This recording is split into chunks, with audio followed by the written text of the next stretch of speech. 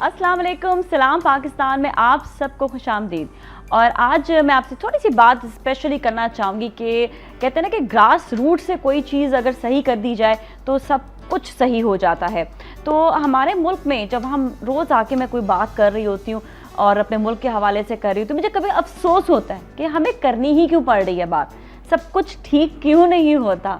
तो दिल भी नहीं करता कभी कभी कि आके इस तरह लोगों के सामने बात की जाए और अपने मुल्क को सुधारने की बात की जाए, क्योंकि ये सुधरावा होना चाहिए। मतलब हम क्यों बात कर रहे हैं, पहले तो मुझे इस चीज़ का अफसोस होता है। लेकिन बात जहाँ पर आती है कि ज़रूरी भी है, ज़रूरत इसलिए है कि हमारे मुल्क में एजुकेशन की बहुत कमी है। अफसोस इस बात का कि लोग एक तो बच्चों को बहुत अच्छी एजुकेशन देते नहीं है, पढ़ाते नहीं है, या उनके पास इतने ज़राए नहीं होते कि पढ़ाए जाएँ। अब हमारे मुल्क में जब अगर देखा जाए तो गुर्बत ज़्यादा है, और गुर्बत होने के बावजूद भी बच्चे भी उनके बहुत ज़्यादा हैं। अब कहा यही जाता है कि थोड़े बच्चे हों, जहाँ पर थोड़े बच्चे होते हैं वहाँ पर एटलीस्ट बच्चों को अच्छी से अच्छी तालीम दी जा सकती है। अब ये देखें कि अगर जिनके घर पे ज़्यादा बच्चे हैं और वो उनको मास्टर लेवल, मतलब उनको आप आसान ज़बान में मैं कहूँगी कि 15वीं क्लास तक उनको पढ़ाया जाए तो अच्छा है। अब ये 15वीं नहीं 14वीं क्लास हो गई है, चले 14 क्लास तक ही पढ़ा दें तो भी आपके लिए बहुत अच्छा है। 15 बहुत ज़्यादा हो जाएगा, मास्टर नहीं जाते, आप ग्रेजुएशन तो करा दें कम से कम उनको। तो अगर आप नहीं करा पा रहे हैं बच्चों को, तो फिर आप ये देखें कि आपने बच्चों की परवरिश में कमी की है कहीं ना कहीं। दूसरा ये कि एजुकेशन का मामला यहाँ पर यह आता है कि लोगों को अपने आप को प्रोटेक्शन देना नहीं आती है। अब प्रोटेक्शन देना क्यों नहीं आती है? क्योंकि उनको कानून के बारे में पता ही नहीं है कि अगर वो ये गलत कर लेंगे या वो गलत कर लेंगे तो किस तरह से पकड़े जाएंगे, और अगर किसी ने उनके साथ गलत कर लिया तो उनको पकड़वा किस तरह सकते हैं। अब यहाँ पर जब लॉ की, कानून की कमी है तो क्यों है? क्योंकि बच्चों को पढ़ाया ही नहीं जाता लॉ। बच्चों के लिए ज़रूरी है कि उनको स्कूल्स में, मतलब ये एक मेरी इल्तिजा है सबसे जो इस वक्त स्कूल चला रहे हैं, कि उनको ये चाहिए कि कम से कम अपने स्कूल लेवल पर बच्चों को इतनी अच्छी तालीम दी जाए कि उनको कानून पढ़ाना शुरू आज से कर दें। क्योंकि जहाँ तक बच्चों को पता चलेगा कि कानून क्या है तो जाहिर बात है बड़े होने तक उनको उनके अंदर मजबूती आएगी। देखिए, ताकत इंसान की ना दौलत से आती है, ना उसके अंदर खुद वो बॉडी बना ले या बहुत ज़्यादा इंसान जो है ताकतवर हो जाए, से ताकत नहीं आती। ताकत आती है तालीम से। जब उसको किसी भी चीज़ का शऊर हो जाएगा ना तो वो खुद ब खुद ताकतवर हो जाएगा। तो यहाँ पर बच्चों को शऊर दिलाने की ज़रूरत है, अगर जो चाहते हैं अपने मुल्क को बेहतर करना, कि वो कानून की तालीम ज़रूर पढ़ाएं। और देखा यही जाता है, हमने याद है पिछले दिनों भी शो किया था तो उसमें हमने यही तालीम की जब बात की तो यही बात की थी कि तालीम का मेयार आप ये देखें कि कितना जो है पुराना है। मतलब बस नहीं कहेंगे लेकिन पुराना है, क्योंकि हम कहाँ से कहाँ निकल गए, दुनिया किधर से किधर पहुँच गई है। पहले इतने सारे टेलीविज़न और इतने सारे चैनल्स होते थे क्या? नहीं होते थे। तो अब बहुत सी चीज़ें एडवांस में चली गई। कंप्यूटर होता था, नहीं होता था, अब है। मोबाइल होता था, नहीं होता था, अब है। ये बहुत मामूली चीज़ है जो अब हमारी नेसेसिटीज़ बन चुकी हैं। तो आप ये देखें कि तालीम के मेयार में फिर तब्दीली क्यों नहीं लेकर आई जा रही। अभी भी वही पुराना तरीका तालीम का, तालीम के मेयार में भी तब्दीली आनी चाहिए, इसको और ऊंचा बुलंद करना चाहिए। तो इसमें जिन लोग के स्कूल्स हैं या जो लोग इस पर तालीम दे रहे हैं, टीचर्स हैं, उस्ताद हैं, उन सबको चाहिए कि मिलकर तालीम का मेयार बेहतर बनाएं आप।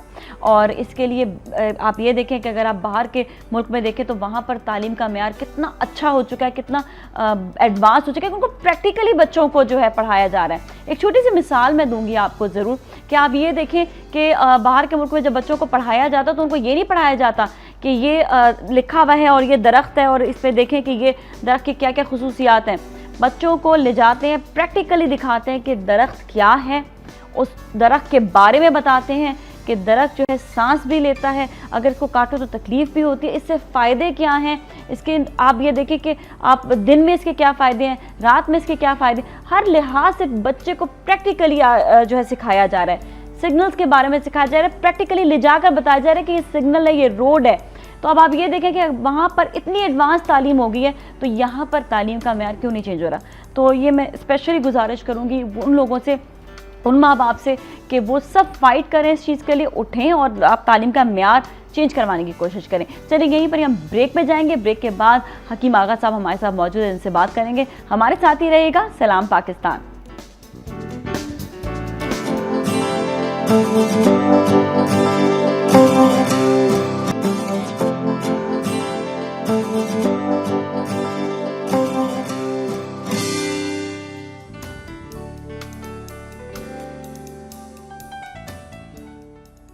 Welcome back. और अब हम बात करेंगे हकीम आगा साहब से, और बहुत सारे सवालात हमारे जहन में होते हैं, ज़रूर हम इनसे करेंगे और इनकी एक्सपर्टीज़ जानेंगे। अस्सलाम वालेकुम, कैसे आप? ठीक ठाक हैं? जी अल्हम्दुलिल्लाह। माशाल्लाह, तो ज़ख़ीरा है आपके पास चीज़ों का, और ऐसा ऐसा ज़ख़ीरा कि क्या बात है।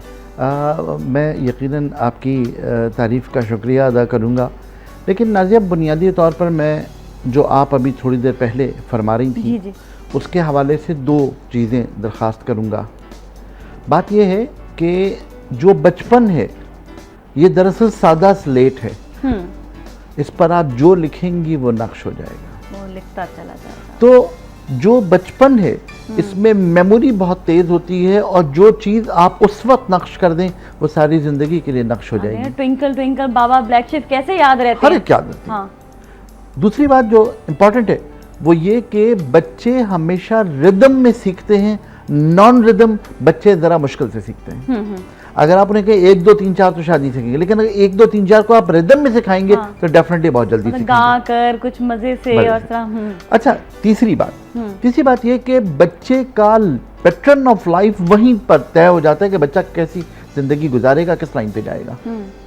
मसलन आप मुख्तलिफ दुनिया के मुख्तलिफ पहलू उस पर बात कर रही हैं, स्टैंडर्ड्स ऑफ एजुकेशन पे। अमेरिका में जो एजुकेशन है वो हम दूसरी जमात में, सेकंड स्टैंडर्ड में हम ये सिखाते हैं कि क्या खाना चाहिए और क्या नहीं खाना चाहिए। What is the portion of your food, यानी आपके फूड में आपका पोर्शन क्या है और आपको क्या क्या चीज़ें लेनी चाहिए जो आपकी ग्रोथ के लिए ज़रूरी है, और किस किस उम्र में कितनी लेनी चाहिए। ये सेकंड स्टैंडर्ड का क्वेश्चन है, जो हमारे यहाँ शायद MA और BA की क्लास की बात है। तीसरी बात, आपने पाकिस्तान की बात, मैं आपसे अर्ज करूं कि पाकिस्तान के एजुकेशनल स्टैंडर्ड को अगर बेहतर करना है तो 1 पॉइंट एजेंडा है मेरा। 1 पॉइंट एजेंडा क्या? वो ये कि हर सरकारी मुलाजिम की जो औलाद है वो सरकारी स्कूल में पढ़ेगी। That's all. अच्छा, उसकी वजह ये है कि अगर फर्ज करें कि एक शख्स जो एजुकेशन का मिनिस्टर है या एजुकेशन का चीफ सेक्रेटरी है, उसका जो बच्चा है वो पीले स्कूल में पढ़ता है, गवर्नमेंट स्कूल में पढ़ता है, लिहाजा उस स्कूल का स्टैंडर्ड ऑटोमेटिकली इतना अच्छा हो जाएगा जैसे कि चीफ सेक्रेटरी का बेटा उसमें पढ़ता है, उसमें डायरेक्टर का बेटा पढ़ता है, उसमें एक छोटे से क्लर्क का बेटा पढ़ता है। चुनांचे हर शख्स को जो मुतवाजिन चांसेस मिलने चाहिए ज़िंदगी में तरक्की करने के, एक तो मुतवाजिन चांसेस आपको मिल जाएंगे, दूसरे स्टैंडर्ड ऑफ एजुकेशन डेफिनेटली बेहतर हो जाएगा। आप सिर्फ एक पाबंदी लगा दीजिए कि हर सरकारी मुलाजिम का बच्चा सरकारी स्कूल में पढ़ेगा, आप देख लीजिए स्टैंडर्ड ऑफ लाइफ कहाँ चला और पढ़ेगा जरूर, लाजमी कानून है, कानून होगा। हमारे साथ कॉलर से बात करेंगे। हेलो जी, अस्सलाम वालेकुम। अस्सलाम वालेकुम जी, कैसे हैं आप फातिमा जी? पाकिस्तान साजी, आपका शौक बहुत अच्छा है, मुझे आगा से बात करनी है। जी, बात कीजिएगा। अस्सलाम वालेकुम आगा साहब। वालेकुम सलाम। आगा साहब, मैं एलर्जिक पेशेंट हूँ और मेरी एलर्जी इतनी बढ़ चुकी है कि मेरी नाक में ना पॉलिप है, और मेरी सेंसिटिविटी बिल्कुल ख़त्म हो चुकी है, किसी किस्म की कोई स्मेल मुझे नहीं आती, और अब ये मसला है कि मैं नाक से सांस भी नहीं ले सकती। तो प्लीज़ मुझे ऐसी कोई बताएं कि मेरा ये मसला सही हो जाए, क्या मेरी सेंसिटिविटी वापस आ सकती है? जी, मैं आपसे कुछ उसूल अर्ज कर देता हूँ, कोशिश कीजिएगा, ज़रूर आएगी।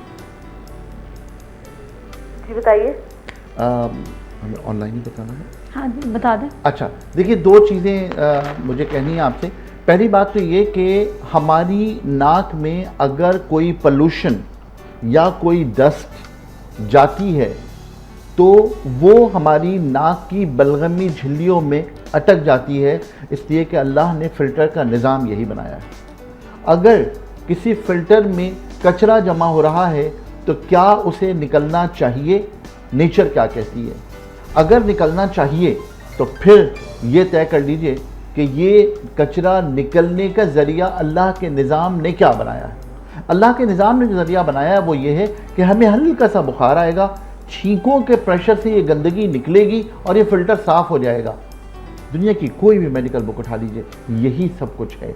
और अगर यही सब कुछ है तो फिर ये तय कर लीजिए कि ये छींक आना रहमत है, और इसी रहमत के सिले में ये कहा गया कि तुम्हें अगर छींक आए तो फिर इसका मतलब ये कि तुम जो नई ज़िंदगी शुरू करोगे उस छींक के बाद उसकी इब्तिदा होनी चाहिए अल्हम्दुलिल्लाह।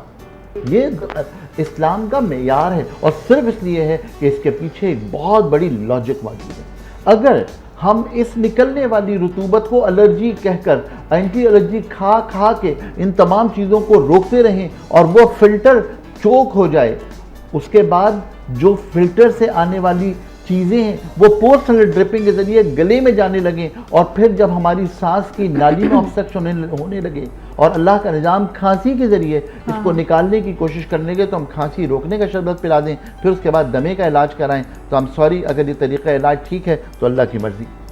लेकिन हकीकत यह है कि इस फ़िल्टर को साफ़ करना चाहिए और इस फ़िल्टर को साफ़ करने का सिंपल सा तरीक़ा ये है कि आप नीम गर्म पानी में नमक डालिए, नाक साफ़ कीजिए, गरारे कीजिए, रात को सोते वक्त मिसवाक कीजिए, अपनी ज़िंदगी का उसूल बना लीजिए। अगर कोई दवा लेना चाहती है तो लेवेंडर जो हमारी नाक के लिए बेहतरीन दवा है, लेवेंडर को पानी में डालकर उसकी स्टीम लीजिए और लेवेंडर की एक दवा आती है, उस दवा का नाम है इतरीफल उस्तु खुदूस, वो रात को सोते वक्त लेना शुरू कीजिए। ये 6 महीने तक कर लीजिए, आपकी तमाम सेंसर्स बिल्कुल ठीक हो जाएंगे। सही हो जाएंगे। चलिए, thank you so much for calling, बहुत बहुत शुक्रिया आपकी कॉल का। अच्छा, यहाँ पर आपने ये बताया ना कि गला जो है अगर ख़राब हो रहा है, बाज़ लोगों का ऐसा होता है कि आवाज़ भी ख़राब हो जाती है और आहिस्ता आहिस्ता जो है बिल्कुल वोकल्स जो हैं वो जो है काफ़ी हद तक जो है सही आवाज़ नहीं आ रही होती, तो उसके लिए भी फिर क्या करना चाहिए? देखिए, दुनिया में आवाज़ वोकल कॉर्ड से आती है। वोकल कॉर्ड जो आवाज निकाल रहा है, अगर मैं इन तारों को करीब न लाऊं तो आवाज पैदा नहीं होगी, सिर्फ सांस आती रहेगी। ये अल्लाह का निज़ाम देखिए कितना कॉम्पैक्ट है कि जब ये तार आपस में मिलते हैं तो निकलने वाली आवाज होती है, वो आवाज है। मैं अपने दांतों, मैं अपनी जबान और अपने लबों के इर्तियाश से इसको चंद अल्फाज की शक्ल दे देता हूँ, वरना आवाज तो मेरी सिर्फ सिर्फ आवाज यही है।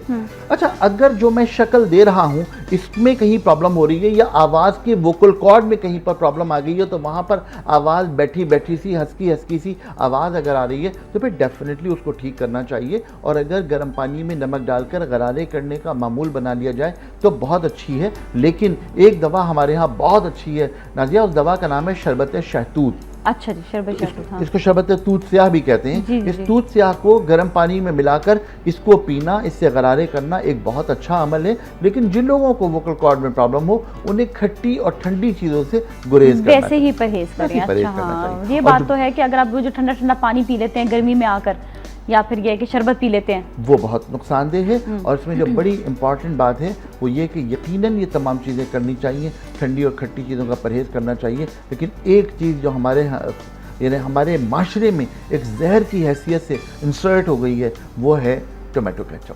टोमेटो केचप में न सिर्फ साइट्रिक एसिड होता है, एसिटिक एसिड होता है, बल्कि उसमें इतनी ज़्यादा केमिकल्स होते हैं कि वो बच्चे उसके बगैर रहते नहीं और इस बीमारी में मुब्तला हो जाते हैं। अच्छा, एक चीज़, बच्चे जो है मतलब उनको मना किया जाता है ठंडा कोल्ड ड्रिंक नहीं पियो, ये नहीं खाओ, ठंडी आइसक्रीम नहीं खाओ, लेकिन वो केचप आराम से दे देते हैं उनको, तो उसका मतलब वो भी ना दें उनको। बहुत ज़्यादा नुकसानदेह है, इसलिए कि उसमें जो एसिटिक और साइट्रिक एसिड मौजूद होता है वो दोनों चीज़ें नुकसानदेह अमल हैं।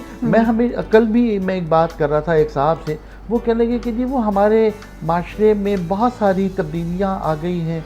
तो मैंने उनसे पूछा कि अगर मैं आपसे नाम लूँ सरसों का साग और मूली की भुजिया, उसके साथ मकई की रोटी, मैं नाम लूँ आपसे अलसी के पेंडियाँ, मैं आपसे नाम लूँ जौ का सत्तू, मैं आपसे नाम लूँ नमकीन लस्सी, मैं आपसे नाम लूँ आलू बुखारे का शरबत, तो क्या इन 5 इंडिकेशन से आप मौसमों को अलग अलग कर सकते हैं? कहने हाँ, बड़ा आसान है। जो सरसों का साग है और मकई की रोटी है वो सर्दी, और जो अलसी की पिंडियाँ हैं वो सर्दी, और इमली आलू बुखारे का शरबत गर्मी, जौ का सत्तू गर्मी। अब ये देखिए हमारी रिवायतों का हिस्सा है। हाँ। और ये क्यों है, इसके पीछे पूरी की पूरी एक लॉजिक है। लॉजिक ये है कि जौ का सत्तू, जौ का ताल्लुक हमारे गुर्दे के इलाज से। अब आज उठा लीजिए पूरी जौ की रिसर्च पढ़ लीजिए, गुर्दों को स्टिमुलेट करती है, गुर्दे में पथरी नहीं बनने देती, गुर्दे को ताकत देती है। सत्तू, लेकिन सत्तू असली कैसे पता चलेगा कि उसका मिक्स नहीं है? सिंपल जौ ले लीजिए, उस जौ को भून करके घर में पीस लीजिए, जौ का सत्तू तैयार हो जाएगा। अच्छा, और इसे खा भी ले सकते हैं? खा सकते हैं। अच्छा, उसको दलिया बना के खा सकते हैं। थोड़ा सा इसका हम जरा सा जानेंगे, थोड़ा सा इसके बारे में डिटेल, क्योंकि 2 चीजें डिटेल में जरा जाने नीलम से बात करने के बाद। हेलो जी, अस्सलाम वालेकुम। अस्सलाम वालेकुम नाज़िया जी नीलम, कैसी हैं आप? मैं ठीक ठाक, आप ठीक हैं? जी बिल्कुल ठीक ठाक। As usual program is going very super, बड़ा अच्छा प्रोग्राम जा रहा है और डेली जो टॉपिक्स आप लेके आते हो ना, दोज आर वंडरफुल। और जो गेस्ट हैं वक्त में इतना इनको कहना चाहूंगी कि अप्रिशिएट करूंगी कि बहुत अच्छी कोशिश जा रही है, very nice. Thank you so much जी। तो और अब मुझे ना सवाल पूछना है कि हाँ, आपसे जी, कि जी, मेरे बालों में कोई डैंड्रफ नहीं है, कोई बाल गिरते नहीं है, जस्ट मैं चाहती हूँ कि I want more lengthy hair, तो इसके लिए थोड़ा सा कुछ ऐसा बताएं हर्बलिस्ट कि कोई साइड इफेक्ट भी नहीं हो बालों में। ठीक है, ठीक है, जी अच्छा, बात थैंक चलिए, यू सो मच। ठीक है, थैंक यू सो मच। और अभी ऐसा करते हैं, हम ब्रेक के बाद जवाब देंगे। आप कहीं ना जहाँ हमारे साथ ही रहेगा सलाम पाकिस्तान।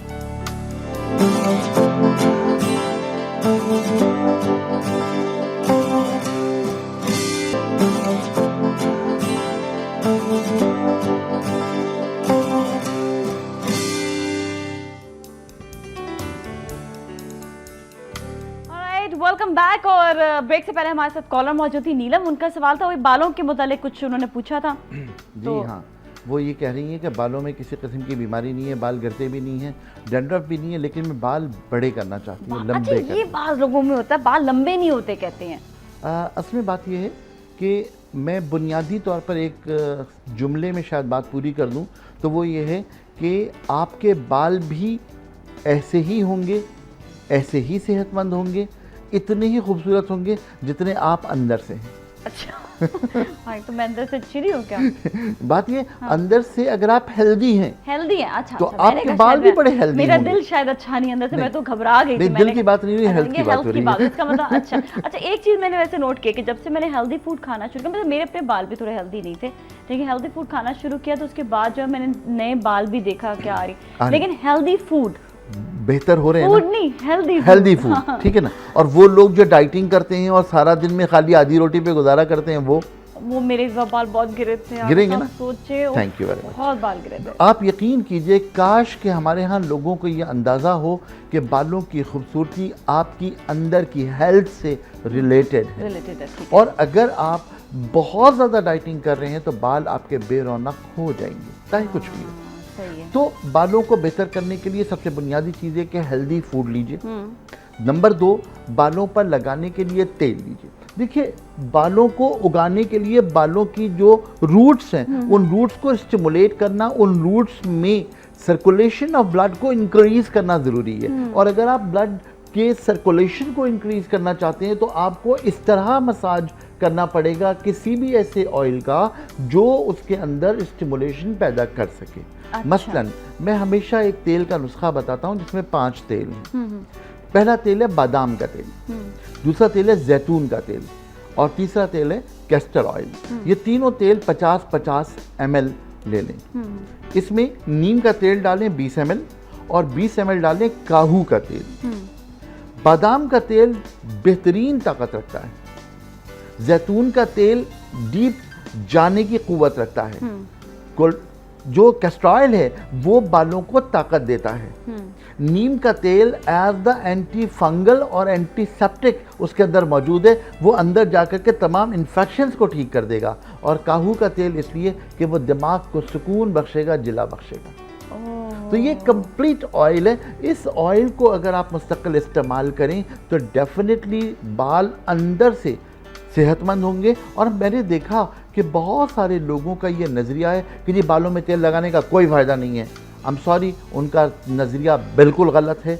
इसलिए गलत है कि जो हेयर रूट्स हैं, उन रूट्स की नरिशिंग के लिए जो चीज़ आपको चाहिए, जब तक वो नहीं पहुंचेगी तब तक आप कुछ भी नहीं कर सकते। अच्छा, मज़े की बात है कि जो लोग ये बात करते हैं ना कि ऑयल नहीं लगाना चाहिए, वही लोग बाहर की जो प्रोडक्ट्स आती हैं वहां पर भी ऑयल्स बनने लगे तो वो इस्तेमाल कर रहे होते हैं। वो इस्तेमाल करते हैं, हेयर टॉनिक के नाम पर कुछ और इस्तेमाल कर रहे होते हैं। Exactly. और आजकल जो है वो शैम्पू के इश्तार में कहा जाता है कि तेल के फवायदे के साथ। हाँ, तो यार कुछ तो मतलब फिर वही कैसे कह सकते हैं कि तेल नहीं लगाना चाहिए? बड़ी अजीब सी बात लगती है ये। लेकिन ये कि चलें, आपने आज बताया तो लोगों तक इन्फॉर्मेशन दोबारा पहुंची होगी कि तेल लगाना चाहिए। हमारे साथ समीना, उनसे बात करेंगे। अस्सलाम वालेकुम। वालेकुम अस्सलाम, क्या हाल है नादिया? बिल्कुल ठीक ठाक है, आप कैसी हैं? अल्लाह का शुक्र है, बहुत अच्छा शो करती हैं। हमेशा की तरह तारीफ तो पहले करनी पड़ती है। Oh thank you so much, इससे हौसला अफजाई होती है हाँ, सही बात है। और दोस्त हो ना आप तो हमारी।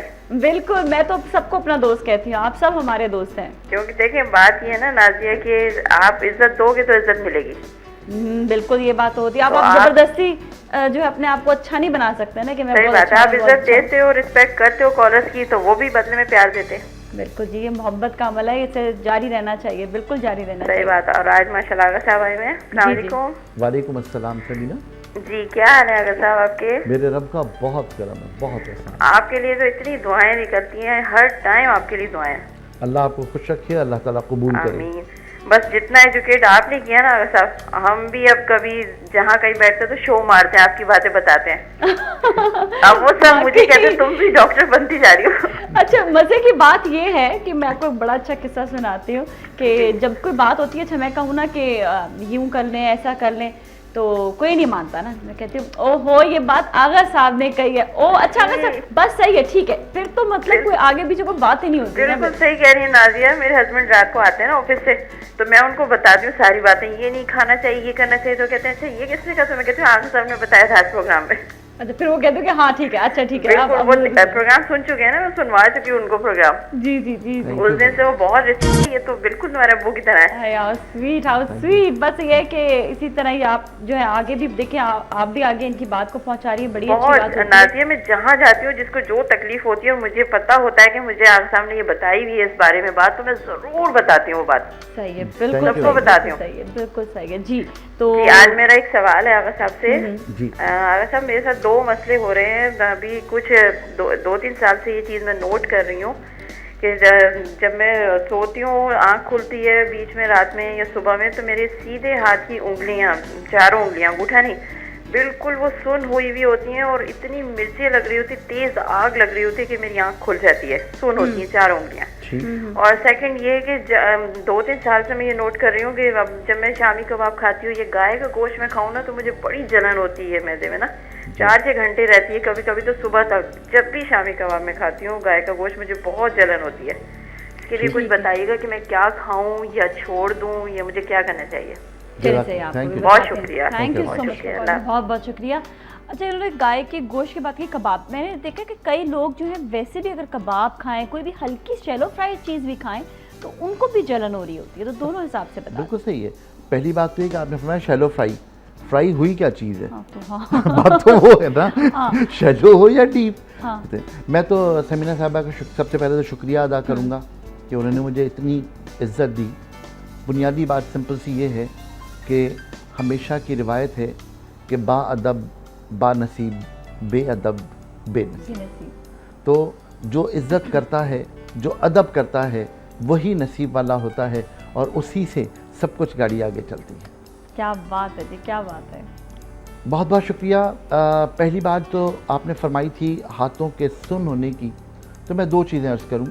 हाथों का ताल्लुक़ गर्दन के मोहरों से।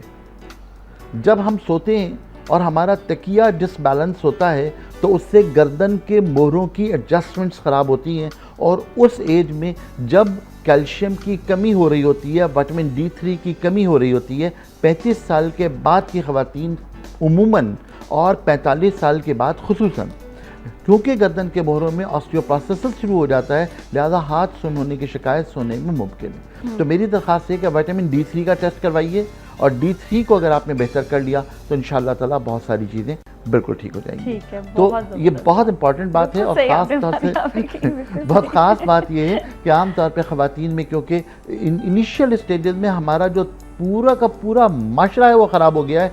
मैं आपसे अर्ज़ करूँ नाज़िया कि 11 साल से लेकर 22 साल तक की लड़की को कम से कम 3 ग्लास दूध पीना चाहिए, लेकिन हमारे यहाँ पता नहीं कहाँ से ये प्रोपेगेंडा आ गया कि दूध पीने से मोटे होते हैं, और उसकी बुनियाद पर लड़कियों ने दूध पीना छोड़ दिया, और एंड ऑफ द डे 35 साल की उम्र में 55 साल की बुढ़िया लड़कियाँ हमने बहुत देख ली। सही बात। और पता है जो एक बात आपने भी कही ना कि विटामिन डी के लिए ये जो है ना इतना ज़्यादा कॉमन हो गया है कि हर दूसरी खातून को ये प्रॉब्लम है। मैं समझ नहीं आता प्रॉब्लम शुरू कहाँ से होता है, ये कौन सी ऐसी वजह जहाँ से शुरू होता है प्रॉब्लम? मैं आपसे अर्ज़ करूँ कि बावजूद बड़ी तहकीक के मैं इस बात की तह तक पहुंचने में बिल्कुल नाकाम हूं कि आखिर ये D3 की कमी इतनी ज़्यादा क्यों हो रही है। इसलिए कि हम एक ट्रॉपिकल कंट्री में रहते हैं और इस ट्रॉपिकल कंट्री में 15 मिनट की धूप या रिफ्लक्स धूप का इतना ही काफ़ी है हमारी रोज़ाना की D3 की कमी को पूरा करने और के फिर लिए। भी क्यों हो रही है? उसके बावजूद इसका मतलब ये कि हमारे खानों में कोई ऐसा केमिकल ज़रूर आ रहा है जो इसकी एब्जॉर्प्शन को रोक रहा है। खराब कर रहा है। May be possible this is chicken, may be possible. उसकी वजह यह है कि देखिए चिकन में हम इतने हार्मोन्स और इतने केमिकल्स डाल रहे हैं कि जिसके बारे में अब इटली में जो कॉन्फ्रेंस हुई थी, उस इटली की कॉन्फ्रेंस में बाकायदा ये एलामिया जारी किया गया कि चिकन का इस्तेमाल ख़वातीन के लिए नुकसानदेह है, इस इस्तेमाल को रोकने की ज़रूरत है। भाई कैसे रोके? फिर क्या खा सकते सब्जी? असल में बात बुनियादी ये है कि अगर आपको प्रोटीन लेना है कम मिकदार में सही, लेकिन आप बकरे का गोश्त कंपैरेटिवली इस्तेमाल कर लीजिए। लेकिन मैं आई एम सॉरी टू से कि वार्न करना चाहता हूँ कि बकरे को 6 महीने में 2 साल का करने वाले इंजेक्शन भी पाकिस्तान में इंपोर्ट हो गए हैं। तो सॉरी, वो तो इतला मेरे पास क्योंकि है, तो इसलिए मैं कह रहा हूँ ऑर्गेनिक खाना चाहिए। ऑर्गेनिक मुर्गियां बनाए घर पे आप चाहे आधा किलो के बजाय 1 पाव गोश्त पका लीजिए घर में, हर एक के हिस्से में 2 के बजाय 1 बोटी आ जाए, लेकिन कोशिश कीजिए कि ऑर्गेनिक हो। अच्छा, ये जो अंडे भी आते हैं, जो देसी अंडे होते हैं, क्या वो ऑर्गेनिक होते हैं? आम तौर पर तो अभी तक तो ऑर्गेनिक होते हैं।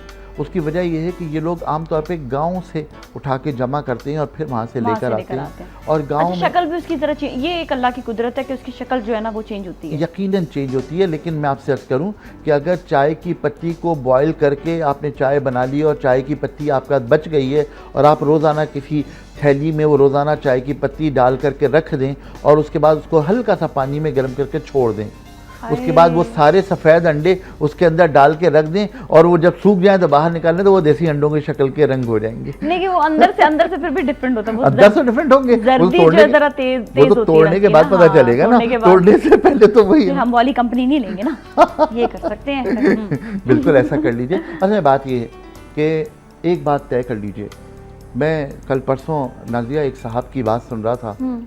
वो साहब हॉस्पिटल के मेडिसिनल सप्लायर हैं। कहीं उनको कोई चोट लग गई, एक्सीडेंट हो गया, वो बेहोश हो गए, तो लोग उठाकर उन्हें उसी हॉस्पिटल में लेकर चले गए। उन्हें 5 दिन तक होश ना आया। उसके बाद जब रिएक्शंस आने शुरू हो गए दवाओं के, तो उनका बेटा आया, उससे कुछ ख्याल आया कि अब्बा तो सप्लाई करते हैं, तो वो गया कंपनी में, जाके मैनेजर से पूछा कि इस हॉस्पिटल तुम लोग सप्लाई तो नहीं करते दवाओं की? उसने कहा हाँ जी हम इसी में करते हैं। उसने कहा मेरे अब्बा को डिस्चार्ज कराओ यहाँ से। मतलब सब मालूम होने के बावजूद भी ये सब हो रहा है। हम सॉरी, बहरहाल ये कि हमारे माशरे का ये हिस्सा बन गया है कि हम पैसों की खातिर इंसान की जानों से खेलते हैं और ये नहीं पता कि वही चीज़ उनके ऊपर भी आ सकती है। उनके ऊपर आ सकती है और जरूर आती है, कुछ भी इंसान कर ले आती है। वो ज़माना चला गया जब बाप करता था और औलाद भुगतती थी। अब फास्ट फॉरवर्ड ज़माना है, आप ही भुगतोगे, आप ही बिल्कुल आप करोगे, आप भुगतोगे, बिल्कुल आएगा। तो ये अगर लोग अगर ये बात समझ लें सिर्फ कि ये जो कुछ भी हम कर रहे हैं, जो बो रहे हैं, ये हमें ही को काटना पड़ेगा, तो फिर शायद हमारे माशरे में तब्दीली आ जाए। चलिए सही, यहीं पर ही ऐसा करते हैं, ब्रेक लेते हैं, ब्रेक फिर मिलेंगे, कहीं ना जाए।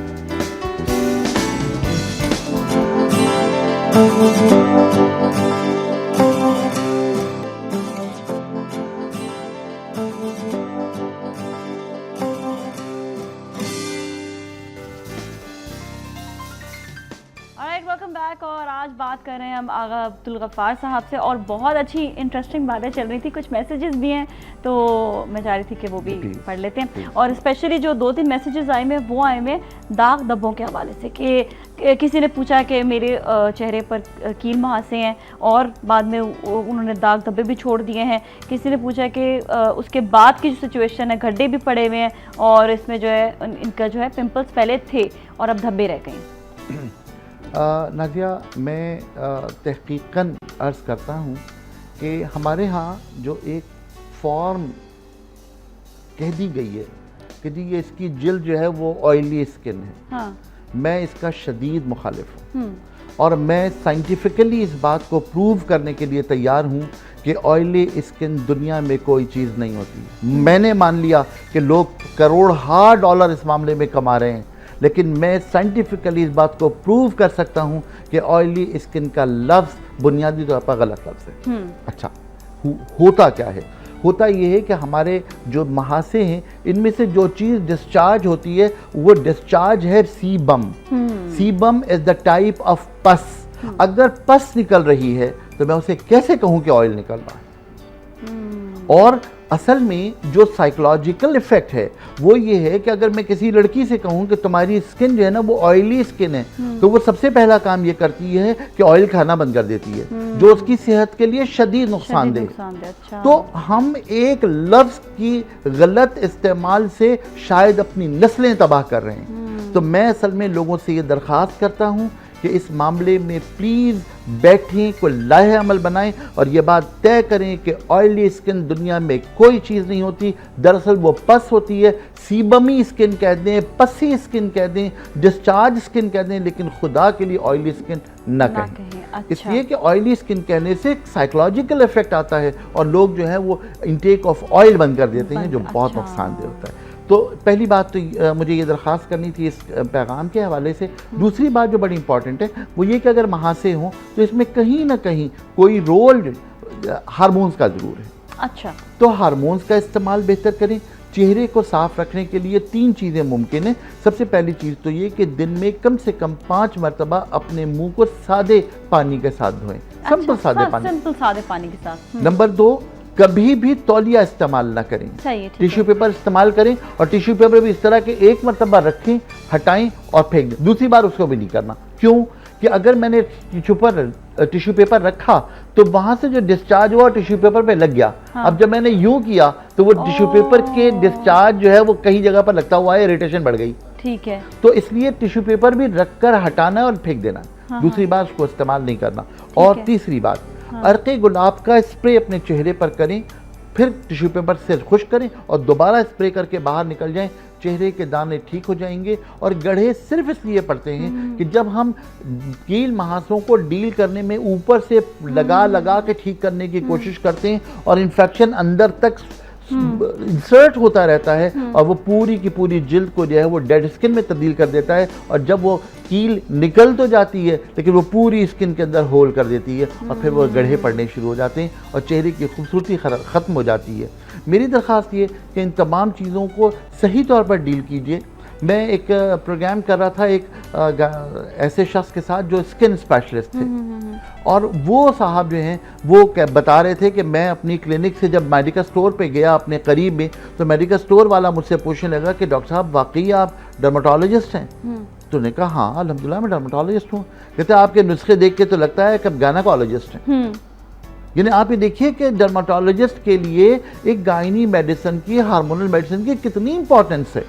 तो बात बुनियादी ये है कि अपने हार्मोन्स को बेहतर रखें, अपनी स्किन की हिफाजत करें, तमाम चीज़ें बेहतर होंगी। अगर आप इजाज़त दें तो कड़वी कड़वी दवाओं का एक नुस्खा बता दूँ। बता दें, बिल्कुल बता दें। एक दवा है उसका नाम है चिरायता, सरफोका, उन्नाब और मुंडी। चरायता, सरफोका, उन्नाब और मुंडी, ये चारों चीज़ें 10-10 ग्राम ले लें। इसमें 5 ग्राम उशबा मगरिबी डाल दें। उशबा मगरिबी ये 5 ग्राम डाल करके तकरीबन 1.5 लीटर पानी में इतना पकाएं कि ये 1 लीटर रह जाए। इसको छान कर अपने पास बोतल में भर के रख लें और ये 1 हफ़्ते की दवा है। 1 हफ़्ते तक इसे इस्तेमाल करें। 1 हफ़्ते बाद फिर इसको दोबारा नया बना लें।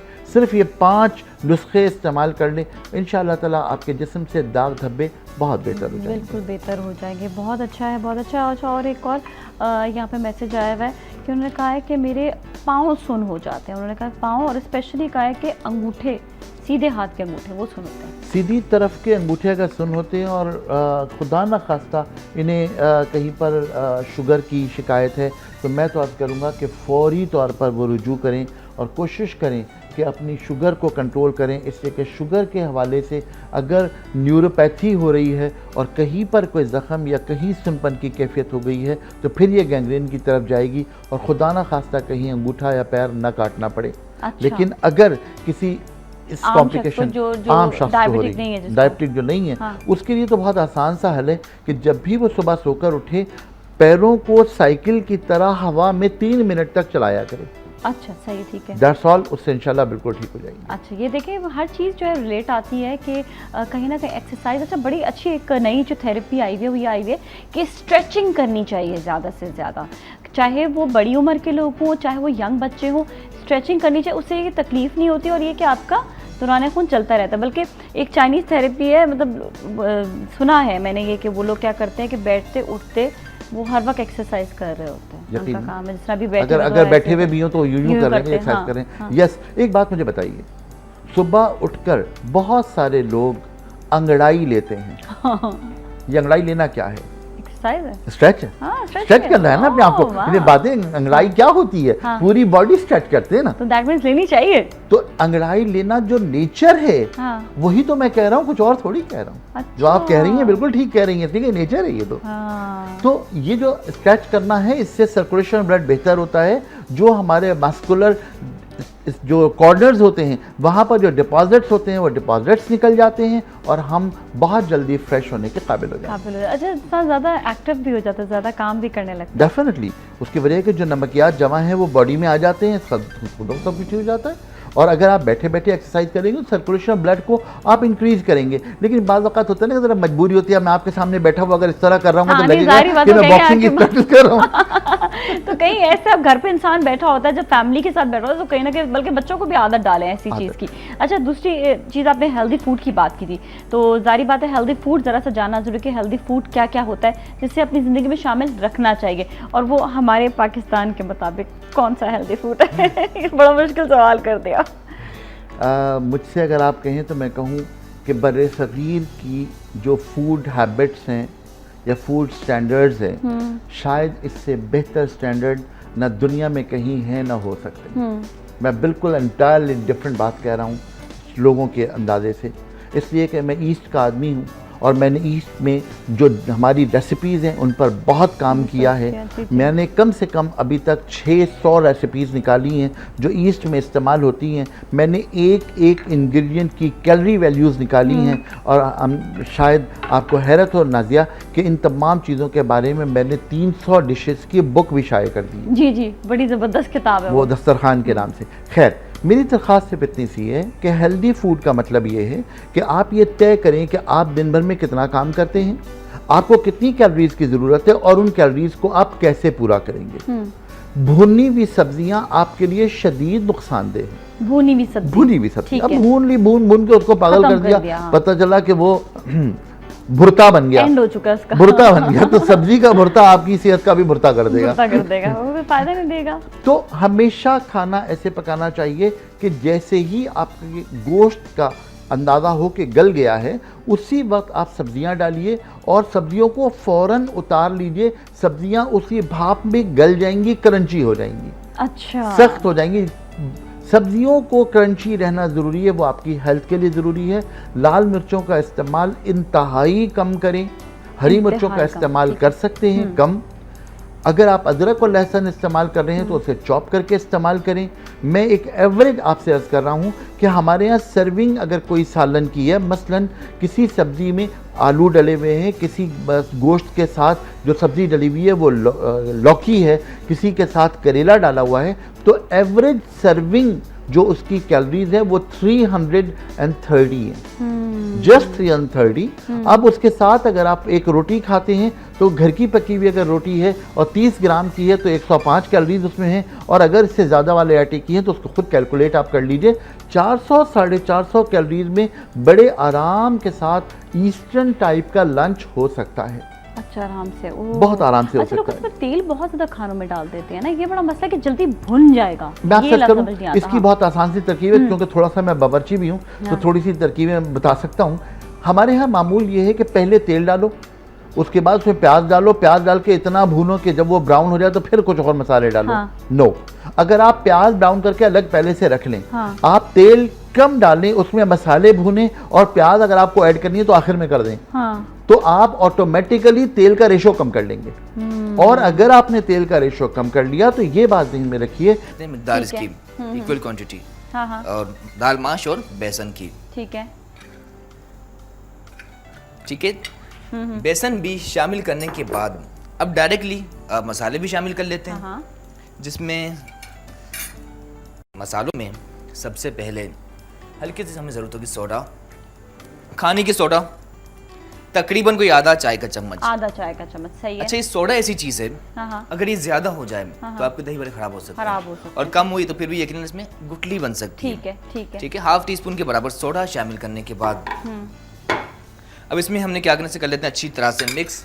ठीक है, सोडा शामिल करके से कर लेते हैं अच्छी तरह से मिक्स, और इसी में बाकी मसाले जिसमें पिसी हुई लाल मिर्च, ठीक है, रेड चिली पाउडर, हाँ, तकरीबन कोई 1 चाय का चम्मच, दोनों डालने हैं साथ। बिल्कुल, और साथ ही कुटी हुई काली मिर्च भी, इनके क्रश ब्लैक पेपर, ये भी तकरीबन हाफ टी स्पून। ओके। और थोड़ा सा सफ़ेद जीरा, जिसे क्यूमन सीड भी कहा जाता है। वो कूटा हुआ नहीं है, साबुत है क्या? साबुत है, हल्का सा क्रश किया हुआ, ठीक है, हल्का सा, सही है, हाँ। और इसे नाज़िज हल्का सा हमने इसकी बुनाई कर ली थी, ताकि इससे बुनाई से इसका जायका बिल्कुल ठीक फरमाया, खुशबू अच्छी हो जाती है। ठीक है, 3 चीज़ें शामिल करने के बाद हल्का सा नमक भी शामिल करना, और इसे कर लेते हैं अच्छी तरह से बिल्कुल मिक्स। ठीक है, और हस्बे ज़रूरत पानी शामिल कर लेते हैं। कितना तकरीबन?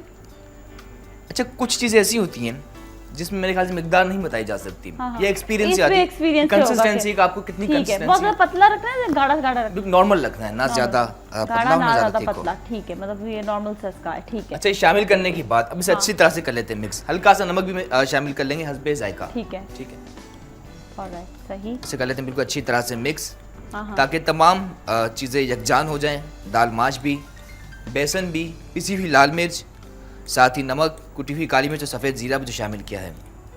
ऑलराइट, ठीक है, ज़बरदस्त। ठीक है, इसे अच्छी तरह से कर लेते हैं बिल्कुल मिक्स, और फिर ये इसे फ्राई करेंगे। बिल्कुल।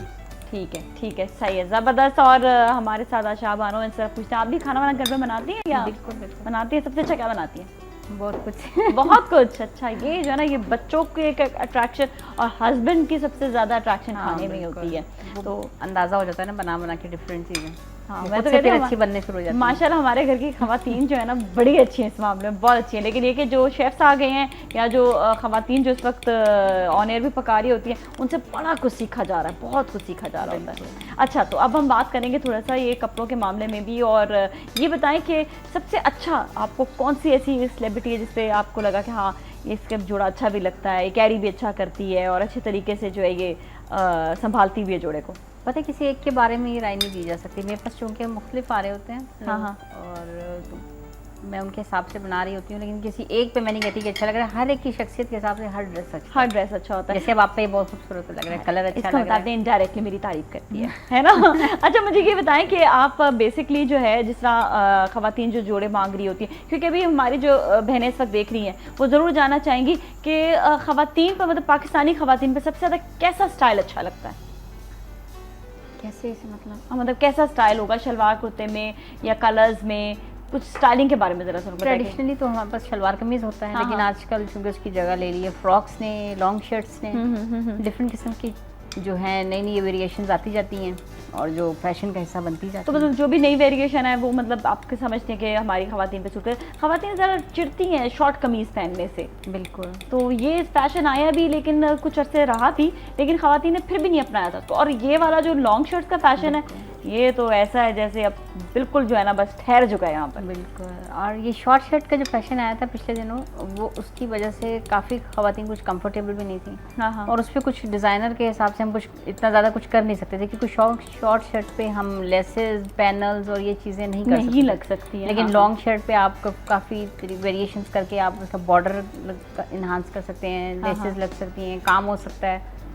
I think long shirt is better, ज़्यादा अच्छी है। अच्छा, अभी शेफ इकबाल, अभी आपने जो है इसको थोड़ा सा फेंट लिया, राइट? बिल्कुल। तो इसको फेंटने के बाद अब आप इसको अब आप फ्राई करना शुरू कर देंगे? बिल्कुल। ठीक है। अच्छा, ये अगर अच्छी तरह से फेंट लिया है, ठीक है, अगर कुछ देर रखा जाए तो ज़्यादा बेहतर है। अच्छा, कुछ देर रखना जरूरी है? अभी तो due to short of the time हमने डायरेक्टली बनाना है, लेकिन आप घर पे बनाएं तो कोशिश की जाए कि तकरीबन कोई 4 से 5 मिनट कम से कम रखा जाए। ठीक है, ताकि जो हमने सोडा शामिल किया वो राइज हो जाए। अच्छा, और इसका वही एग्जैक्टली वही कंसिस्टेंसी बनने के बाद या वही जायका है या वही अपीयरेंस है जो हम बनाना चाह रहे हैं। अच्छा, अक्सर ये होता है कि खवातीन जो है ना वो यूजुअली ये करती हैं कि वो फ़ौरन से इसको जो है ना बना लेती हैं, मतलब फ़ौरन जो है ना ऐसा होता है कि जैसे इन्होंने जो है वो मिक्स किया और फ़ौरन से इसको पका लिया, तो थोड़ी देर इसको रखना ज़रूरी है। बिल्कुल भी। अच्छा, हल्का सा नाज़िर नमक भी शामिल कर लेते हैं हस्बे जायका। ठीक है, नमक कम हो ज़्यादा ना हो, क्योंकि सोडियम है ऑलरेडी। एग्जैक्टली सही। अच्छा, इसके बाद ये क्या था हमने, कुकिंग ऑयल मौजूद है, इसको जो गरम फ्राइंग कर के लिए लिया। रखा हमने, हाँ हाँ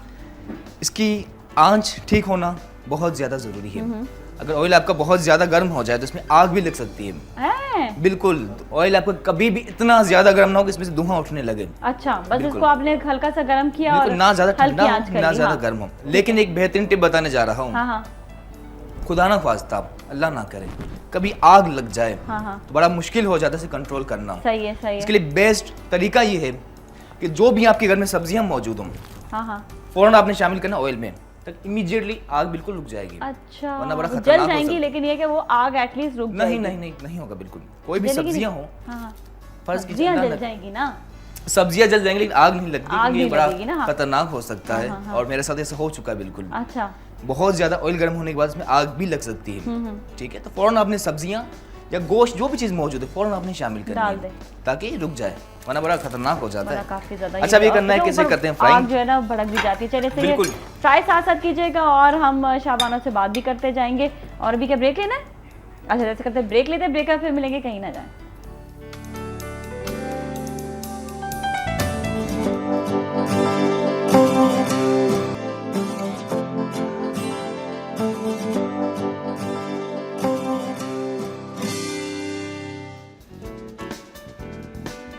वेलकम बैक। और आज जो है मेरे साथ शाबाना मौजूद हैं, जो आपने देखा कि डिज़ाइनर, और बहुत से ऐसे सवालात होते हैं, आपके भी सवालात होते हैं जिनके जवाबात आज हम लेंगे शाबानों से। और मेरे साथ आज शायद इकबाल भी हैं और वो बना रहे हैं आज बहुत ही मज़ेदार दही बड़े और साथ में चना पापड़ी। अच्छा, चना पापड़ी जो है ना दही बड़े के साथ मिक्स जो होता है। अच्छा, एक चीज़ और मैं ज़रूर नाज़रीन को एक इन्फॉर्मेशन दूंगी कि जब भी आप मार्केट में जाते हैं, आप चने की आप कहते हैं हमें मिक्स चाट चाहिए, तो आप उनको मेक श्योर क्या करें कि दही बड़े के साथ मिक्स चाट दें, क्योंकि ये होता है अक्सर मिक्स चाट डिफरेंट होती है, चना पापड़ी डिफरेंट होती है, तो हर एक के डिफरेंट नाम है।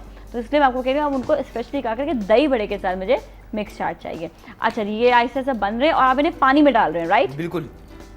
दही बड़े बनते जा रहे हैं, उनको आप पानी में डालते जाएंगे। जब फ्राई करने के बाद हाँ। फौरन ठंडे पानी में शामिल करना है ताकि ठीक है। बिल्कुल ये सॉफ्ट हो जाए। सॉफ्ट हो जाए। हाँ। हाँ, और कितनी देर रखना है ठंडे पानी में?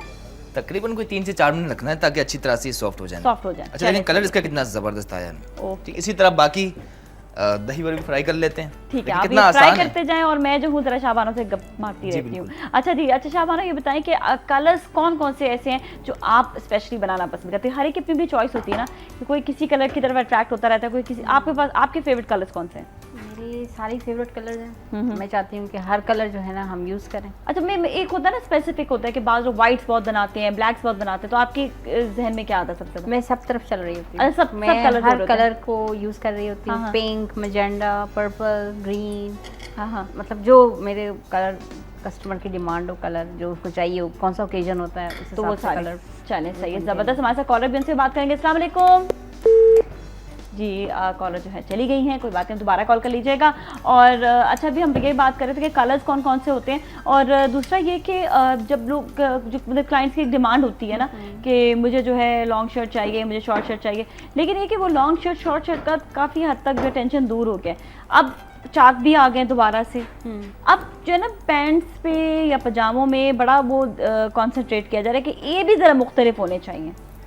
हाँ, तो इसके लिए कुछ बताएं। आजकल ज़्यादातर तो चूड़ीदार इन है फैशन में। हाँ हाँ, पैंट्स भी थोड़ी जो पहले बहुत खुले खुले आ रहे थे, अब वो पहुँचे थोड़े तंग हो गए हैं। थोड़े से तंग हो गए, थोड़े ठीक है। स्ट्रेट हो गई पैंट्स। और आप अगर आप देखें कि न्यू फैशन में थोड़ा हद तक शलवारों का भी ट्रेंड आ रहा है, हाँ हाँ, लेकिन चूड़ीदार इसमें ज़्यादा सबसे ज़्यादा इन जो है है। वो इन हो रहे हैं। अच्छा, सही है। तो क्या समझिए चूड़ीदार में क्या साथ में पहनना चाहिए? लाइक शर्ट कैसी होनी चाहिए? लॉन्ग शर्ट होनी चाहिए, हाँ, फ्रॉक्स इसके साथ, इस तरह का फ्रॉक बहुत अच्छा लगेगा। हाँ हाँ, लॉन्ग शर्ट्स बहुत कंफर्टेबल लगेंगे उसके साथ। अच्छा। इवनिंग अच्छा। वेयर में आप यूज़ कर सकते हैं, डे वेयर में यूज़ कर सकते हैं। अच्छा, जब ड्रामों के लिए कपड़े जाते हैं तो उस वक्त वहाँ पर लोग क्योंकि देख रहे होते हैं, जो लोग देखने वाले हैं कि अच्छा इसने ये फैशन किया हुआ है, इसने ये फैशन किया हुआ है, उस हवाले से जरा पूछे कि मदिया हमारे साथ है, उनसे बात करने के बाद। अस्सलाम वालेकुम। हेलो मदिया जी, कैसी हैं? हाँ जी ठीक हूँ, आप कैसी हैं? बिल्कुल ठीक ठाक है। आपका क्या हाल है मदिया? हाँ मैं ठीक हूँ, मैं सियालकोट से बात कर रही। जी मदिया सियालकोट से बात कर रही हैं। और ये बताएं कि सियालकोट कैसा है? हाँ माशाल्लाह बहुत खूबसूरत है, अच्छा है। हाँ, मैं गई थी सियालकोट एक बार और बड़ा अच्छा लगा मुझे। अच्छा जी बिल्कुल। नादिया अभी हमारी चलो बहुत खूबसूरत लग रही है, थोड़ी लाइट भी है हमारी। हाँ हाँ हाँ, चले कोई बात नहीं।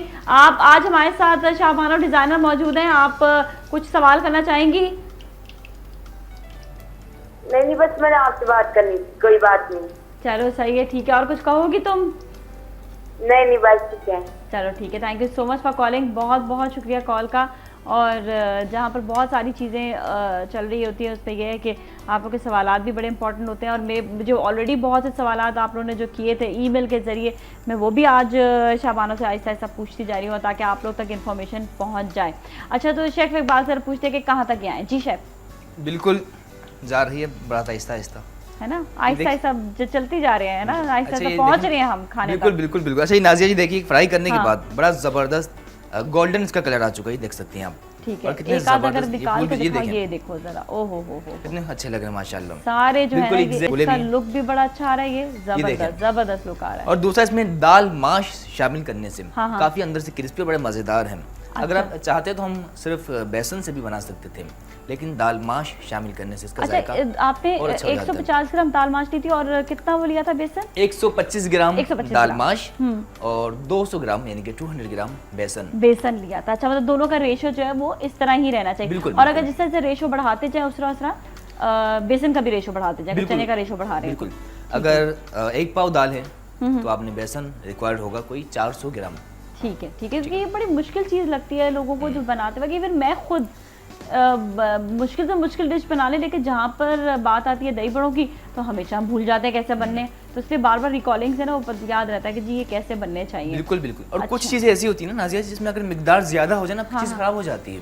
सही है ना, अगर सोडा ज़्यादा हो जाए तो खराब हो जाती है चीज़। खराब हो जाता है, इसी तरह अगर बेसन ज़्यादा हो जाए तो फिर भी वो जायका नहीं आएगा जो हम बनाना वो चाह वाली रहे हैं। चीज़ नहीं आती। बिल्कुल बिल्कुल ज़बरदस्त। अच्छा शाबाना बताइएगा कि जब हम पूछे कि वो लोग देख रहे होते हैं ड्रामों को, अब वहाँ पर वो चाहते हैं कि कोई ऐसी ज़बरदस्त चीज़ हमें पता चले कि जो जिस तरह कपड़े जो पहने वो हमें पता चले कि कैसे अप टू डेट हैं, तो ये कि ये इससे लोगों तक आप इंफॉर्मेशन भी साथ साथ दे रहे होते हैं। जिस तरह आप आपके पास आते हैं तो कभी ऐसा होता है कि नहीं जी बस हमें जो है ये वाला जोड़ा दे दें, इस तरह का दे दें, लेकिन आप क्या पर्टिकुलर होती है कि आपको अप टू डेट चीज़ दें?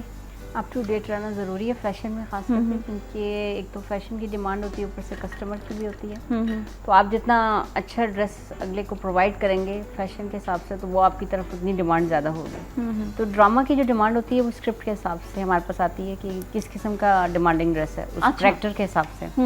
तो हम उस करेक्टर के हिसाब से उस ड्रेस को बनाते हैं। अच्छा अच्छा, जैसे कोई मंगनी का ओकेजन दिखा रहे हैं तो मंगनी का ड्रेस बनाएंगे, कोई ऐसा ओकेजन है मायूं का है अगर तो डिफरेंट उसी थीम के हिसाब से उसको फॉलो किया जाता है। अच्छा, तो ये कि मतलब हर उसके हिसाब से हाँ, उसको जो है वो देखा जाता है कि ये इसके हिसाब से पहना जा रहा है, इसके हिसाब से उसमें हम अपनी मर्जी इतनी ज़्यादा इंक्लूड नहीं करते, लेकिन वो स्क्रिप्ट देख लेते हैं ना कि उसमें किस किस्म का कैरेक्टर है, किसने पहनना है। सबसे हाँ, अहम हाँ, बात हाँ। ये होती है कि किसने पहनना है, उसके हिसाब से फिर। अच्छा, फिर ये होता है कि जो उनसा आर्टिस्ट होता है, जो उनसे एक्ट्रेस है, उसके हिसाब से भी देखा जाता है। अच्छा, हमारे साथ सोबिया फारूक है, हमारी बहुत अच्छी कॉल, उनसे बात करेंगे। अस्सलाम वालेकुम। सलाम पाकिस्तान। सलाम पाकिस्तान। कैसी है? बल्कि आपको कॉलर नहीं, आपको दोस्त बोलते हैं, आप सब हमारे दोस्त हैं। सोबिया कैसी हो? बिल्कुल ठीक ठाक नाजिया, आप कैसी हैं? बिल्कुल ठीक ठाक है जी सोबिया। नाजिया मैं आपकी डिजाइनर से यही कहना चाहूंगी कि थ्रू आउट द वीक हम सारे इनके ड्रेसेस देखते रहे। इनके ड्रेसेस में एक चीज मुझे बड़ी नजर आई, शोक रंगों का।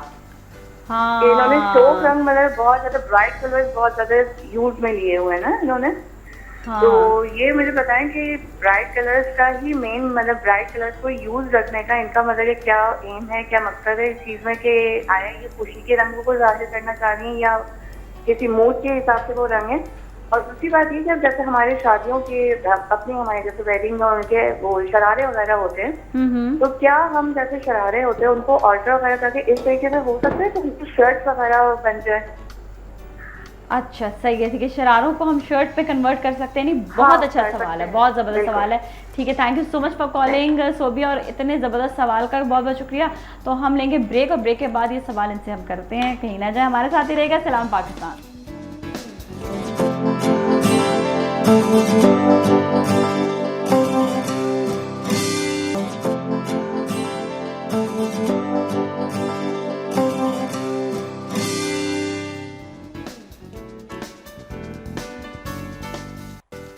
Welcome back. और ब्रेक से पहले हमारे साथ सोबिया हमारी बहुत प्यारी दोस्त मौजूद थी और उन्होंने एक सवाल किया और सवाल ये किया कि क्या शरारों को कन्वर्ट किया जा सकता है शर्ट पे।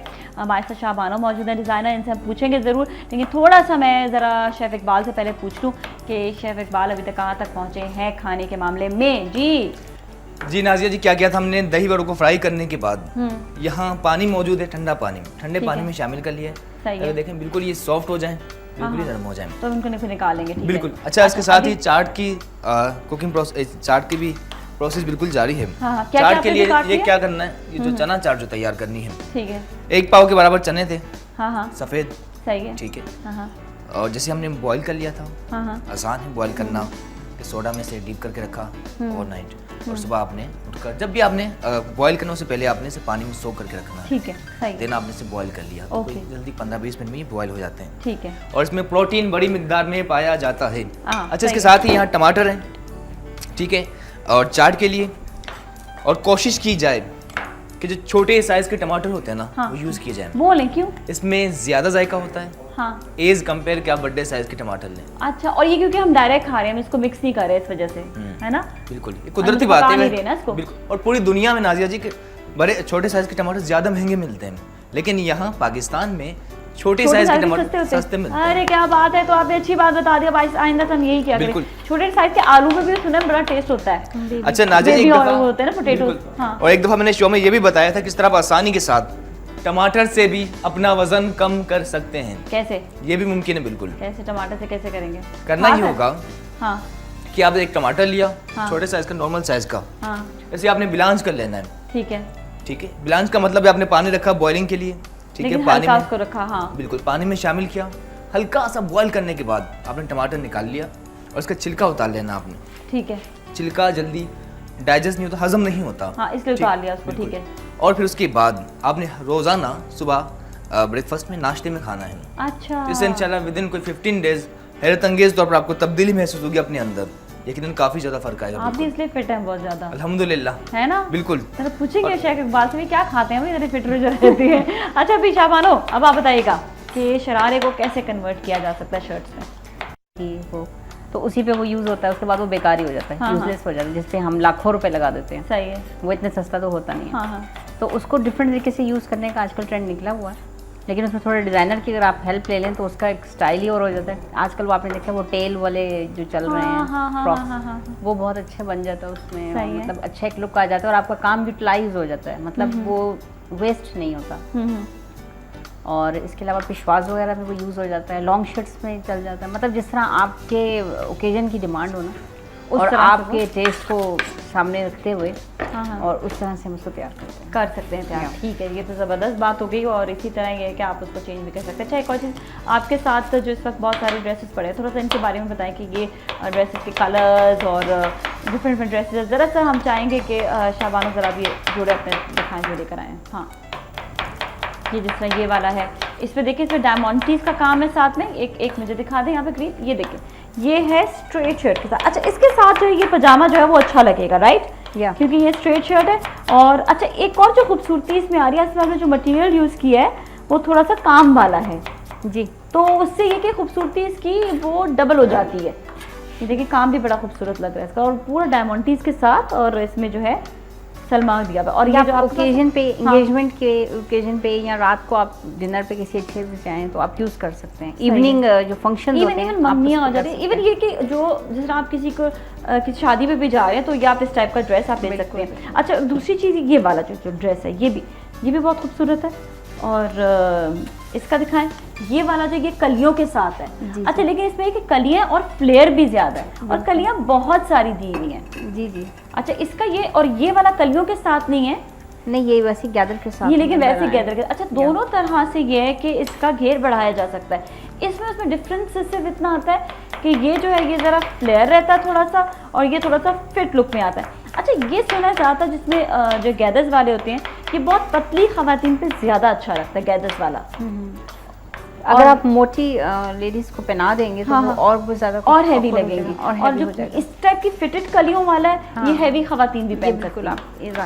अच्छा, ये दोनों तरह से ये पहना जा सकता है। और जिस तरह आजकल आपको मालूम है कि ये तीसरा जो ड्रेस आप ये देख रहे हैं ना, ये जो इस पर पड़ा हुआ है सोफे पर, ये वाला जो है ना, ये 2-3 कलर्स का है, ये भी बहुत आजकल इन है कि 2-3 कलर्स जो होते हैं। शो कलर्स को आप बहुत अच्छे तरीके से यूज़ कर सकते हैं, लेकिन उनका कलर कॉम्बिनेशन अगर आपको अंदाजा हो कि कौन सा कलर किसके साथ जा रहा है ना, फिर आप एक अच्छी चीज़ बना लेते हैं। अच्छा, फिर आप वो मेरी कोशिश होती है कि इवनिंग में चूँकि शो कलर ही यूज़ होते हैं, हाँ हाँ, और चूँकि इंगेजमेंट पार्टी हो या बर्थडे हो या कोई डिनर हो तो उस पर या तो ज़्यादातर लोग ब्लैक यूज़ करते हैं जो ऑलवेज इन होता है। सही है। लेकिन इसके अलावा लोग शो कलर भी पहनते हैं इवनिंग फंक्शन पे, नाइट फंक्शंस पे पहनते हैं। तो उसके लिए मेरी कोशिश होती है कि हर शो कलर को ना मैं यूज़ करूँ, उसका सही तरह से यूटिलाइज़ करूँ। इसके लिए मैं डायमंडीज वर्क और डिफरेंट वर्क्स को हेल्प लेके ना कि उसको तो उनकी हेल्प से मैं एक ड्रेस। एक और चीज़ भी, जो डायमंडीज वगैरह वो ज़्यादा मतलब एलिगेंट तो ठीक है लगते हैं लाइट कलर, लेकिन ब्राइट कलर से बहुत उठकर आते हैं वो। बिल्कुल हाँ, अब जैसे आप शॉकिंग पे लगाएं, रॉयल पे लगाएं, ब्लू पे, और ये कलर एमरल्ड ग्रीन होता है, पिंक होता है, मतलब इस तरह के कलर येलो पे बहुत खूबसूरत लगता है। ऑलराइट, तो ज़्यादा अच्छे लगते हैं वो। बिल्कुल। ठीक है, ज़बरदस्त। और यहाँ पर अभी शेफ इकबाल से पूछते हैं कि अभी आप क्या क्या काट रहे हैं? जी, ये कि प्याज के बाद टमाटर शामिल कर लिए थे। हाँ, प्याज की जो है ना, मुझे यहाँ तक आंखों में ना उसके वो पानी वाला जो सीन है, देखिए यहाँ तक इफेक्ट आ रहा है, इतना दूर आ रहा है। बिल्कुल बिल्कुल। हाँ, ये अच्छे, ये इसका भी होता है कि प्याज जो है वो बड़े अच्छे भी होते हैं। सुना यही क्या है कि जब प्याज काट रहे हो तो जो आंखों से पानी आता है उसे आने देना चाहिए, वो आंखों को साफ करने के बड़े काम आता है। बिल्कुल। तो ये भी एक तरह की, ये देखिए अच्छी थेरेपी होती है कि आप कर सकते हैं इसको। बिल्कुल ठीक फरमाया आपने, और उसके साथ थोड़ी सी हरी मिर्च भी शामिल कर ली। देखो, लेकिन हरी मिर्च जरा कम डाला, मैं मिर्चें कम डाल खाती हूँ। ठीक है, पक्का है ना? बिल्कुल पक्का। अच्छा, इसके साथ ही थोड़ा सा हरा धनिया है, हाँ, ग्रीन कोरिएंडर, ठीक है, हरा धनिया, इससे भी हम थोड़ा सा बारीक चॉप कर लेते हैं। अच्छा, हरा धनिया वैसे भी बड़ा अच्छा होता है इस लिहाज से भी कि हरा धनिया, आपको एक टिप मैं दे दूं कि हरा धनिया और पुदीने का आप जो है ना, अगर जिस तरह कहवा बना रहे हैं ना, तो उसमें थोड़ा सा ये शामिल कर लें तो वो बहुत अच्छा रहता है। और साथ में ये कि ये वज़न कम करने के और हाजमे के काम बहुत ज़्यादा आता है। तो ये आप तो 2-3 चीज़ें अगर इसका आप कहवा बनाकर रोज़ पिएँ तो बहुत अच्छा रहेगा, और बहुत अच्छा आपके जो है स्किन को भी करेगा, एकदम से ग्लोइंग स्किन हो जाती है। मैंने इस्तेमाल भी किया था एक दफ़ा, तो काफ़ी हद तक जो है उसमें फ़ायदा हुआ, स्किन बड़ी ग्लो करने लग जाती है। जी जी, आप क्या करें? अच्छा, सब चीज़ें ऐड कर ली? बिल्कुल। अब थोड़ी सी स्पाइसेस शामिल करते हैं, जिसमें कम करना प्लीज। कुटी हुई काली मिर्च, crushed black pepper, black pepper डाल सकते हैं वैसे, ठीक है, हाफ टी स्पून, और ये लाल मिर्चें हैं, और कम, हाँ, मेरे लिए कम डाल दो। हाँ, ठीक है। और लाल मिर्च के बाद थोड़ी सी, बहुत थोड़ी सी, बिल्कुल थोड़ी सी, हाँ, ये पिसी हुई लाल मिर्च और नमक, सही है, ठीक है। और इसका मजीद जायका बढ़ाने के लिए शामिल करना, हमें देख लीजिए यहाँ इमली का पेस्ट है। इमली का पेस्ट, ओके। इमली को हमने पानी के अंदर सोख करके रखा था, ठीक है। इसके बीज निकाल लेने आपने, ठीक है, सिर्फ पानी डालना। ये बड़ा गाढ़ा सा पेस्ट है ये, लेकिन हाँ, बिल्कुल, हाँ, इससे आपकी चाट का जायका और ज्यादा स्पेशल हो जाएगा। बिल्कुल, ओके। अच्छा, नहीं, आपने पतला पेस्ट बनाया इसको, ठीक है। 2, 3 और ये 4 इमली तो और डालें, हाँ, हुक्म कीजिए आप। मुझे इमली ज़्यादा पसंद है, और इमली भी खाने के लिए इसका अगर आप शरबत पिए, जिस तरह आगा साहब ने पहले बताया था, तो वो उससे क्या होता है कि आपका हाजमा बड़ा अच्छा होता है, और उसमें यह है कि थोड़ा सा ज़ीरा डाल के अगर आप खा लें तो और भी ज़्यादा मज़ेदार रहेगा। इमली और आलू बुखारे का जो शरबत है ना, वो बड़ा ज़बरदस्त रहता है। अच्छा, इसको आपने पूरा मिक्स और इसी में हल्की सी थोड़ा सा और इसका जायका बढ़ाने के लिए हाय पापड़ी, क्या बात है। बिल्कुल, इसको तो आप ढेरों डाल दें। अच्छा, हम कभी भी जाते हैं ना कहीं पर चाट वाट खाने के लिए, अच्छा, मैं मेक श्योर करती हूँ कि जहाँ पे मक्खियाँ बिल्कुल नहीं हो, मैं सिर्फ उस जगह की चाट खाती हूँ। तो जो मक्खियों वाली चाट बनाते हैं, मैं उनको बता दूँ कि मैं बिल्कुल वहाँ नहीं जाती, इसलिए अगर आप चाहते हैं कि मैं वहाँ की चाट खाऊँ तो आप मक्खियाँ ना शामिल करें। तो अच्छा, जो मक्खियों के बगैर वाली चाट होती है ना, बड़ी मज़ेदार होती है। मज़े की बात बताऊँ नाज़िया जी, वो चीज़ जो ज़्यादा सेहत के लिए नुकसानदेह होती है, हाँ, उसमें जायका ज़्यादा अच्छा होता है। तो आप समझ कह रहे हैं कि मक्खियों के साथ ज़्यादा अच्छा जायका आता है? कहने का मतलब ये है कि अगर कई जगहों पर बाहर जो कुकिंग ऑयल है पुराना यूज़ किया जाता है, ठीक है ना, अगर हम होटल में काम करते हैं 5 स्टार होटल से, तो वहाँ एक दफ़ा कुकिंग ऑयल यूज़ करने के बाद उसे आउट कर दिया जाता है, नहीं इस्तेमाल सेल कर देते हैं, यानी कि आधे पैसों में बेच दिया जाता है। फिर ये सवाल होता है कौन खरीदता है? तो कई ऐसे ठेले वाले हैं जो ये ऑयल दोबारा यूज़ करते हैं, जो यकीनन सेहत के लिए बहुत ज़्यादा नुकसान है, बहुत ज़्यादा कैंसरस हो जाता है, लोग अंदाज़ा नहीं करते हैं और फिर भी ठेलों से चीज़ें खा रही होती हैं। देखिए, आप क्वालिटी अच्छी करेंगे, आप खाना छोड़ देंगे तो वो उनको बोले, मैं तो बोलती हूँ जाकर, जिसमें बड़ा झगड़े भी होते हैं मेरे इस मामले में कि आप जो हैं हमें आप क्या सिखा रही हैं, आप जाएँ जी, आप हमें क्यों कह रही हैं? तो मैं कहती हूँ नहीं भाई, आपके यहाँ मक्खियाँ भी हैं, आपके यहाँ ऑयल ख़राब भी इस्तेमाल हो रहा है, मैं आप लोगों से नहीं खाऊंगी खाना, इसलिए आप थोड़ी बेहतर जगह जाएँ, वहाँ जाके आपने अगर कुछ खाना खाए। लेकिन बेहतरीन ये कि घर पर ये चना और आप जो है दही बड़े बनाएं ताकि आपके सारी टेंशन दूर हो जाए बीमारी की। तो अब घर पे जो साफ़ सुथरा खाना होता है ना, उससे अच्छी बात और कोई नहीं होती। अच्छा इकबाल, इसमें आपने अभी क्या ऐड किया? बिल्कुल, इसमें सब्जियाँ और उसके बाद इमली का पेस्ट, नमक और साथ ही कुटी हुई काली मिर्च, कुटी हुई लाल मिर्च और थोड़ा सा सफ़ेद जीरा शामिल करने के बाद इसे कर लेते हैं अच्छी तरह से बिल्कुल मिक्स। ठीक है।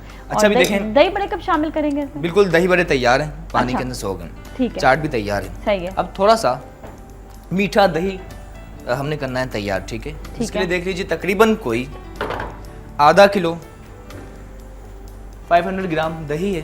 ठीक है, आधा किलो जो होगा 500 ग्राम। और इसी दही में तकरीबन कोई 150 ग्राम 150 ग्राम चीनी शामिल कर लेते हैं। ठीक है, ऑलराइट। अच्छा, मीठे मीठे जरा होंगे ना? बिल्कुल। ठीक है, सही है। ठीक है, और दही की खास बात वो तमाम विटामिन से न्यूट्रिशन जो दूध के अंदर होते हैं वो तमाम दही के अंदर भी बिल्कुल पाए जाते हैं। दही खा लें, दूध खा लें, कैल्शियम आपको ऑटोमेटिकली मिलेगी। जी, अगर आप चाहें आइसिंग शुगर भी यूज़ कर सकते हैं। सही है, ठीक है। अगर ये नॉर्मल चीनी तो इसे आपने अच्छी तरह से बीट करना है ताकि इसका दाना बिल्कुल ख़त्म हो जाए। ठीक है जी, और फिर इसमें क्या ऐड करेंगे?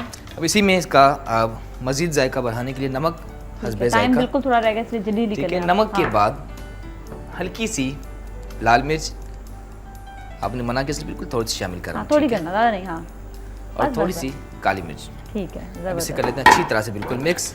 ठीक है, अब सबसे अहम मरहला स्टार्ट होता है अब जो है कुकिंग प्रोसेस, सर्विंग करने से। ठीक है, प्रेजेंटेशन की तैयारी, जिसके लिए ज़रूरत होगी मुझे प्लेटर की। ठीक है, अच्छा ये डिश जो है इसमें अच्छा ये जो दही बड़े हैं ये आंखों में मेरे ना अभी तो यहीं पे ना देखे प्याजों का ना वो आ रहा है, इफेक्ट आ रहा है यहाँ पे। आपके तो नहीं हो रहा शाबानो? नहीं है, थोड़ा है ना, थोड़ा सा। बड़ी तेज प्याज लेकर आए हो, फ्रेश हैं, कहाँ से लाए हो? बहुत जबरदस्त तेज जो है ना, तेज इसकी प्याज की वो आंखों में लग रही है। लेकिन अभी देखिए प्रेजेंटेशन अच्छा खाना आसानी से तो नहीं मिलता ना, इसके लिए भी ये बात तो है। चलिए सही है, अभी हम लेंगे ब्रेक और ब्रेक के बाद डिश मुकम्मल हो जाएगी। हमारे साथ ही रहेगा सलाम पाकिस्तान। आंखों में बहुत जबरदस्त लग रहा है।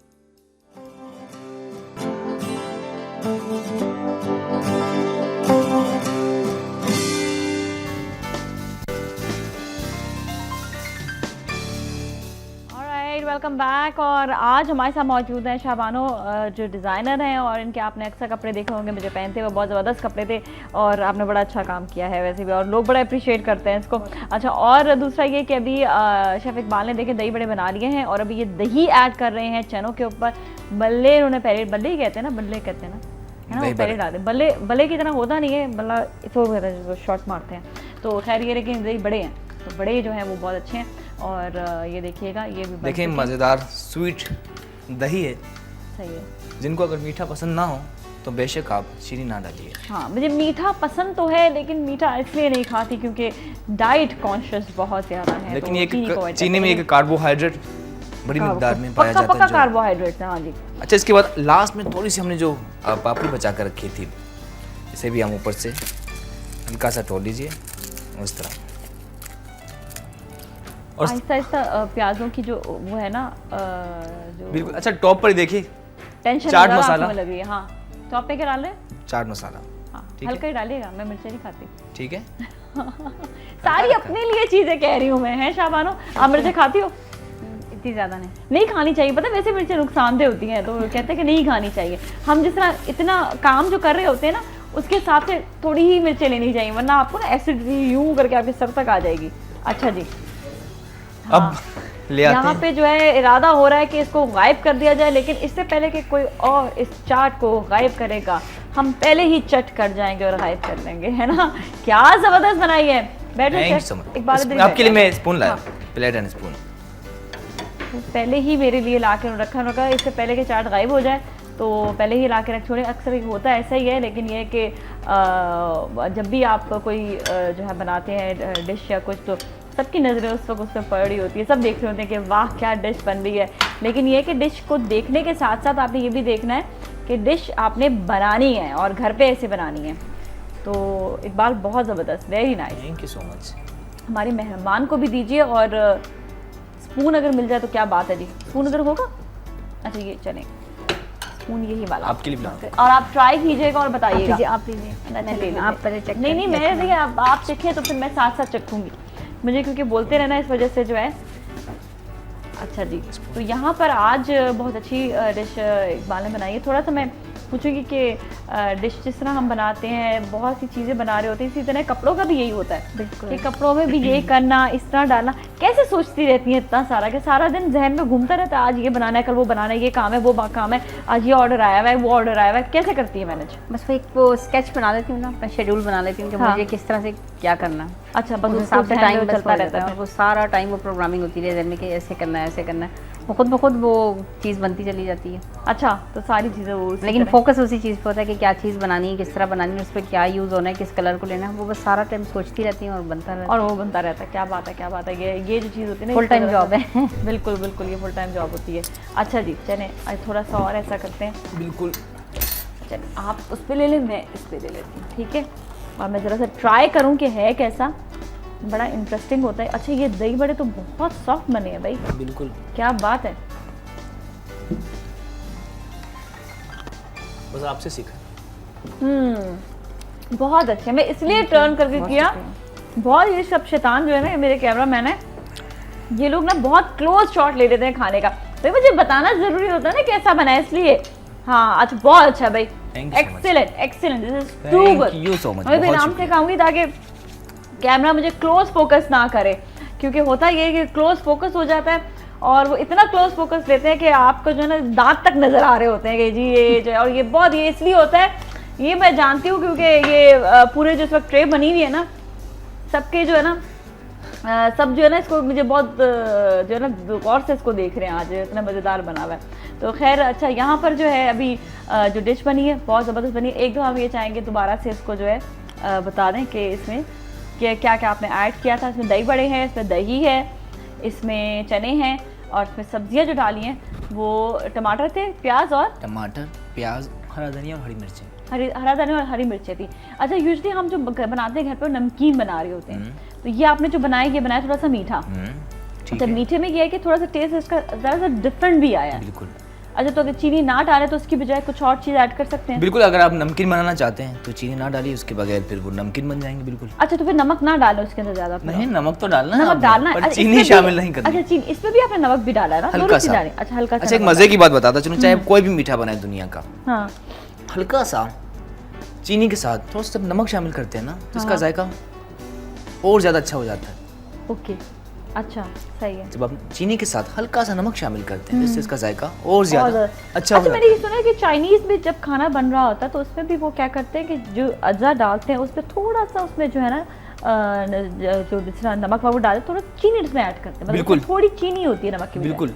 तो इससे सुना है कि इनहैंस टेस्ट और ज्यादा हो जाता है। बिल्कुल, चीनी और नमक का बड़ा जबरदस्त कॉम्बिनेशन है, जिससे इसका जायका और ज्यादा अच्छा हो जाता है। अच्छा हो जाता है। ओके, सही है।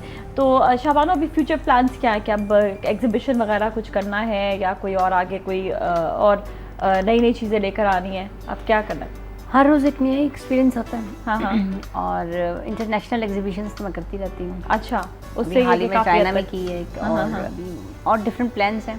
ठीक है, तो आगे इंशाल्लाह फिर चलेंगे। आगे और लेकर चलेंगे। बिल्कुल, बिल्कुल। चलिए, चाहिए। थैंक यू सो मच, बहुत बहुत शुक्रिया आपका। थैंक यू आपका सो बहुत मच। शुक्रिया। हाँ नहीं, thank you so much chef Iqbal, आपका भी शुक्रिया। बहुत मज़ेदार डिश Thank you बनी so थी और इंशाल्लाह आपसे फिर मुलाकात होगी। अपना बहुत ख्याल रखें। सलाम पाकिस्तान।